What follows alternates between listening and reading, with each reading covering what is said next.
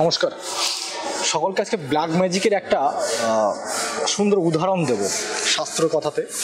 এখন শাস্ত্র কথা আলোচনা করছি। আমি এখন রয়েছি কাশী বিশ্বনাথ ধাম। ঠিক আমার পেছনে যে মন্দিরটি আপনারা দেখতে পাচ্ছেন, এটা মন্দির নয়, এটা একটা মহল। এটাকে বাংলায় বলা হয় ধৈর্য মহল। দেখুন কেন ধৈর্য মহল এটার নাম দেওয়া হয়েছে। ধৈর্য মহল নাম হচ্ছে একটাই কারণে, মাতা পার্বতীর আশীর্বাদ ধন্য এই কাশী, যেখানে এই কাশীতে যারা এসে যাদেরকে শেষ কার্য করা হবে তাদের আত্মা শান্তিলোক গমন করবে এবং স্বর্গ গমন করবে। ঠিক এই পেছনে যে বিল্ডিংটা দেখতে পাচ্ছেন, এই বিল্ডিংটা হচ্ছে ধৈর্য ভবন বলা। তার কারণ যখন ডাক্তার বলে দেয় এনার আর বাঁচা সম্ভব নয়, তারা এখানে এসে মারা যেত।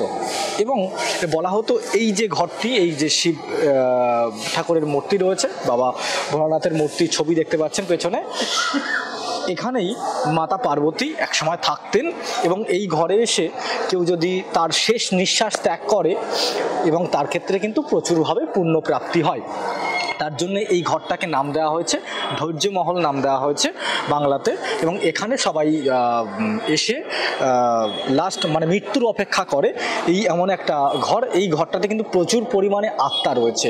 এবং ঠিক প্রচুর পরিমাণে আত্মা রয়েছে বলে আমার ঠিক কাঁধের উপরে দেখুন ছোট্ট করে একটা পাখি মতো দেখতে পাচ্ছেন। এটা পাখি নয়, এটা হচ্ছে একটা পায়রা।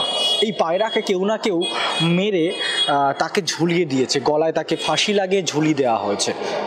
তার কারণ ওই আত্মাটাকে নিয়ে, এখানে যেহেতু অনেক আত্মা রয়েছে, আত্মাটাকে নিয়ে কেউ কোনো ব্ল্যাক ম্যাজিক করতে পারে, কেউ কোনো খারাপ কোনো কাজ করতে পারে। তার জন্য কিন্তু এই কাজটি কেউ না কেউ থেকে কিন্তু এই কাজটি করেছে।